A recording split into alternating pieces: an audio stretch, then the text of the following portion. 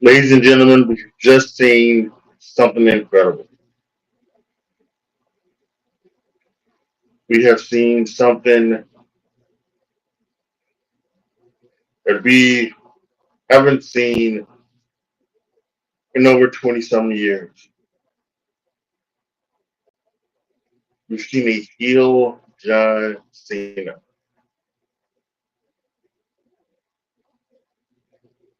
And where was this going? What is this going to be?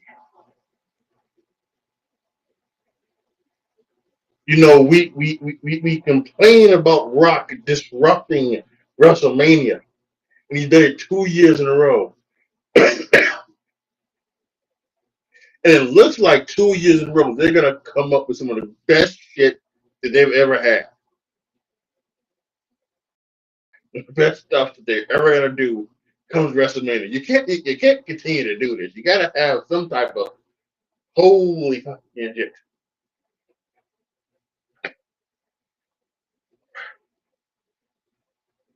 I mean, are we gonna have to talk about anything else? I don't think we can. I don't think we can. I've got the wrong headphones on. They can't tell you where my mind is at.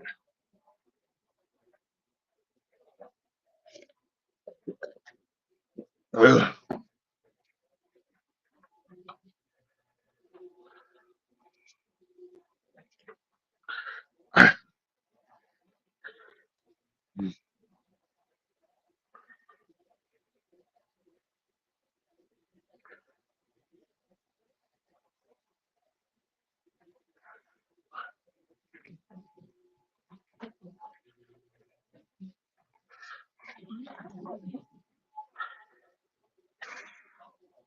So let's just start where we ended, right? A fantastic men's Hell in a Cell that has an elimination chamber match. All great done by performance. I've given it 5 stars. And John Cena is there. He's celebrating, and they immediately have Cody Rhodes come on. Cody Rhodes comes out. He gets those around the ring. He shakes John's hand, and they talk about him and Cody at WrestleMania. And then the final boss comes out with Travis Scott. And by the way, everything I'm going to tell you, Travis Scott was in the fucking ring for it. What is this?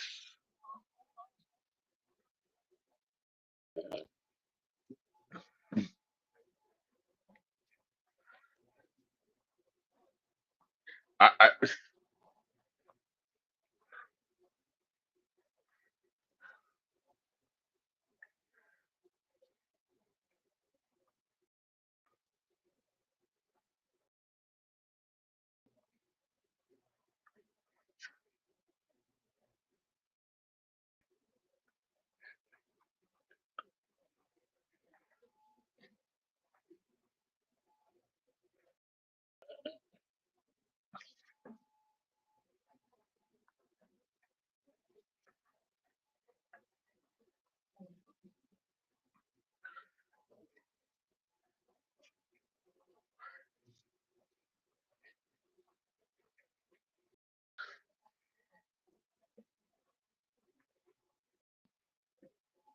I'm I'm so stunned. I can't even speak.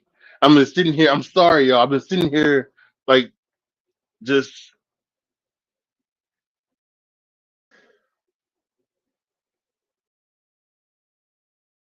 So Rock comes out, Travis Scott, and they walk down in the ring, and he talks about wanting his soul again, and he's gonna open his arms for the hug, and he wants Cody Rhodes to come hug him. Cody Rhodes says that his soul doesn't belong to him anymore. It belongs to this ring. It belongs to the people. Rock, go fuck yourself. Looking around, John Cena's there. He's happy. He's smiling. He goes in for the man bro hug. When he do like this, And then he looks at The Rock, and his demeanor changes. And The Rock gives him the sign. He pulls back and kicks Cody right in the nuts. And he takes the Rolex. The Rolex that I think that is a Rolex that his father pawned.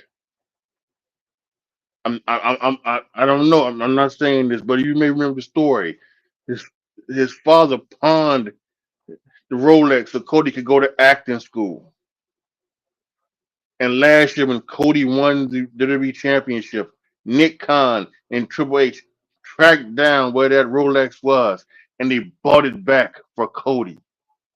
And John Cena took that Rolex, put it on his hand, and struck him dead in the head with it.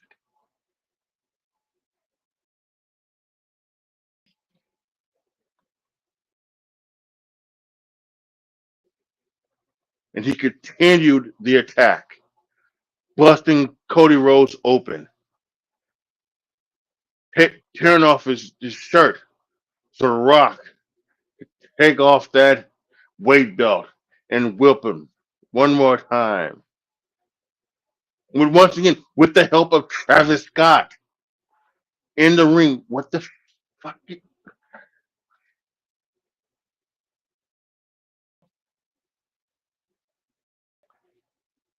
Incredible. Incredible piece of television. Incredible piece of business. Incredible story. And it's amazing what happens here. Like I mentioned just a little bit ago, The Rock twice in the last 2 years have come in to seemingly just rip up WrestleMania plans. And they seem to somehow turn around and make chicken salad out of chicken shit. But I'm going to be honest with you guys. I think this might have been the plan all along. You go back to last year. I talked about this in my prediction episode. Go back to last year, the night after WrestleMania. That very awkward conversation between Cody and The Rock. At the end of that promo, The Rock gives Cody something. He tells Cody, "Don't ever break my heart again." Tells him that. He tells him, "Don't ever break my heart again." So now a year later, The Rock comes out. He wants Cody Rhodes to be his champion. Cody Rhodes doesn't abide by it. He breaks The Rock because The Rock wanted a brother. The Rock wanted someone to be there. He wanted a champion. And Cody Rhodes didn't give him that. But maybe he found his brother. He found his brother in John Cena and Travis Scott. I'm sorry I'm focused on Travis Scott, but that's just like one of these weird things that just gets me. Like, why is he there? Like this is it doesn't hurt anything. But he's just there. Like, why is he in the ring? Why is he grabbing Cody Rhodes, holding Cody Rhodes down so The Rock can whip Cody Rhodes?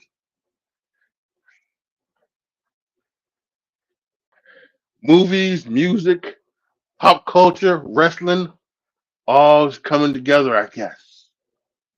We'll see. I'm not doubting The Rock anymore. I'm not gonna doubt The Rock anymore. My heavens.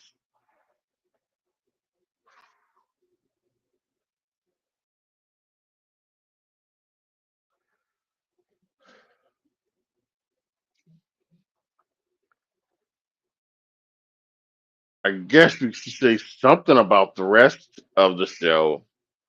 Um,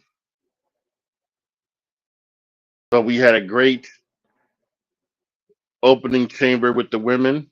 I thought it was really good. I gave it 4.25 star. But what came from that opening was Jade Cargill came back and she got revenge on a person who took her out. And like a lot of people said, it was Naomi.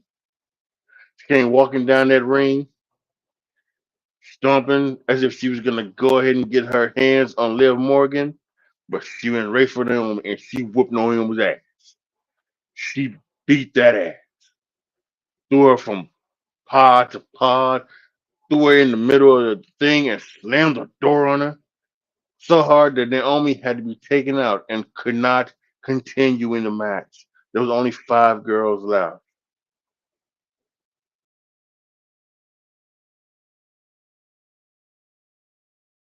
Really good action between the girls. That was some really good stuff going on there. We got the hair whip. Bianca Belair took the hair whip and whipped, Liv Morgan and, killed 10 dogs' ears for the next 2 miles because they had to hear that shit. That was so high and loud. And it came down to Bianca and Liv, and Bianca won, and now she's going on to WrestleMania. After the match, as she was standing at the aisleway, Rhea Ripley came out for that look, but then right behind her came out Io Sky. Now, some people are saying triple threat, and I guess that would be okay, but my preference is I think Rhea Ripley and Bianca Belair is money. It is pure money. It is printing money. And this should be a rivalry that is along the lines of John Cena and CM Punk, John Cena and Randy Orton, Edge and John Cena, where it just goes on for years and years. And at least one time every year they wrestle. They cross paths in some form of fashion. That's what it should be. So I'm hoping that it is Bianca and Rhea. I won't bitch and complain about a triple threat with EO in it, but I want it to be Bianca and Rhea. Hell of a opening elimination chamber. By the way, the Toronto crowd sucks. They suck, and they don't suck just because they booed the American national anthem. No, they suck because they don't make noise of any kind. Like the biggest things they made noise for was John Cena, basically. Sure, you had a little bit of noise when Jade Cargill was doing that thing with Naomi, and some every time then they get some high up there. There were some noises in the extinction match. But for the most part, like they were quiet. They were quiet. They didn't pop for really anything. And I say that because this next tag match, some people are gonna watch this and they may watch this match and hear nothing. The crowd almost like after the entrances, the crowd gives these 4 girls nothing. No cheers, no boos, nothing to pop over, really nothing until the bell. And it was god awful. And this was a very standard tag match. There was nothing physically wrong about it. I gave it 3 stars. There was nothing wrong with this match. And there's nothing that should have had you be quiet in this match. The other day, last week or something like that, there was that thing that trending on Twitter that's saying that WWE women deserve better. Or the WWE women need better. Yeah, no, it deserves better. And I put up there, I put something to the fact that all of the people that are tweeting with this hashtag, they better be making noise. They better be cheering the baby face, and they better be booing the heel. I don't want to hear any type of quiet during any women's match. If you out there tweeting that the WWE women deserve better, this is a business, and it's not about them deserving better. It isn't. Sorry. Yeah, not everything can be equal. I'm sorry to say this. The men are gonna be more popular than the women most of the time, and there's nothing wrong with that. So there's no need for hashtags of the women deserve better. But like I said in my tweet, if there were any people in that arena tonight who were tweeting those hashtags and you stayed your ass quiet for that tag match, fuck you and go to hell. Because you're out there tweeting WWE women deserve better, and you sit on your hands and you don't make a damn noise doing a very good tag match. Yeah, go to hell. The unsanctioned match was insane. It was insane. They have to stop Kevin Owens for doing stupid stuff because there was a spot where he took a half and half or a under double underhook, whatever it is, suplex over the back suplex type thing, where he took it on a chair.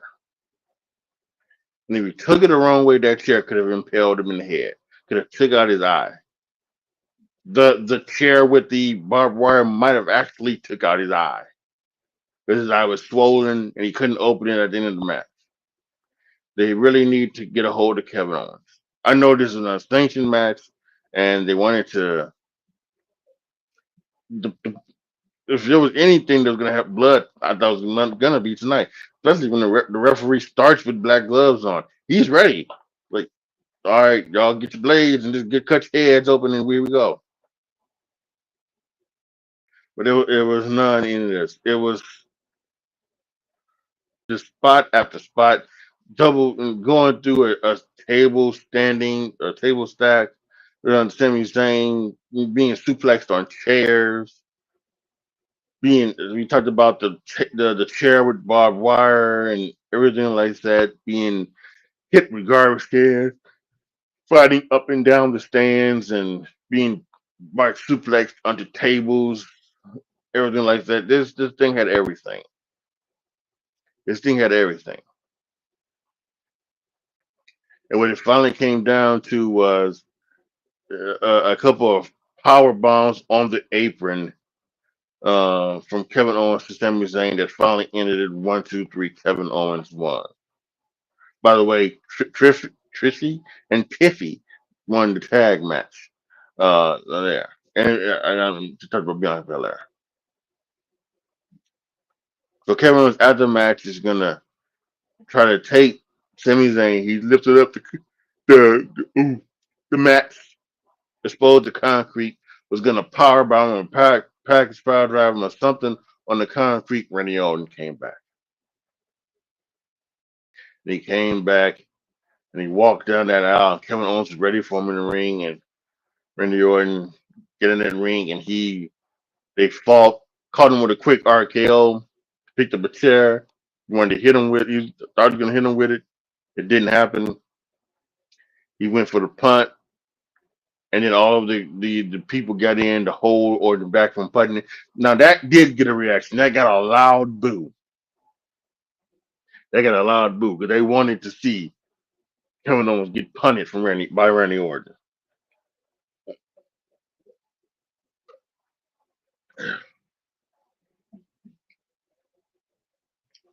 They wasn't quiet for that.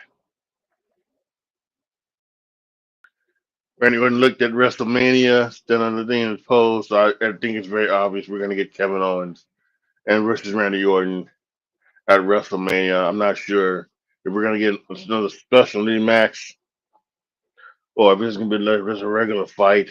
I do think it probably does need to be another type of match, street fight, Hell in a Cell, um, no holds barred, something that then makes it the last man standing, something like that. I think that deserves it because yeah, it's some type of stipulation should be put on the match. So yeah, I gave that 5 stars. Unsanctioned match. I thought it was awesome. And then like I mentioned, we had a good men's chamber, a great men's chamber. Pretty much that last half with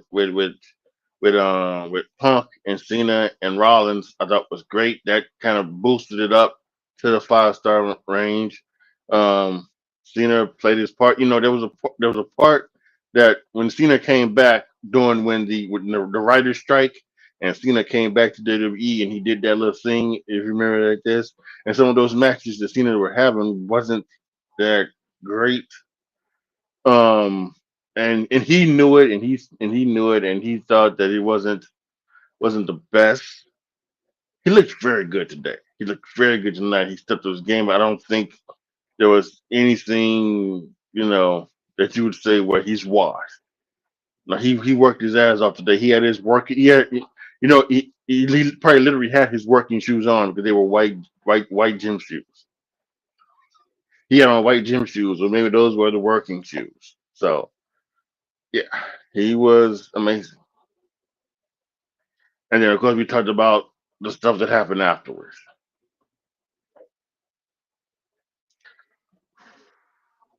So there you have it, the rapid reaction of Elimination Chamber 2025.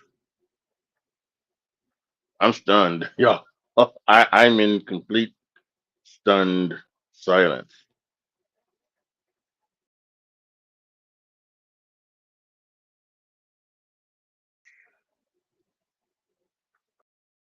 Post y'all comments down below. Tell me what you guys think. Let me know what you guys thought about this. What were your reactions?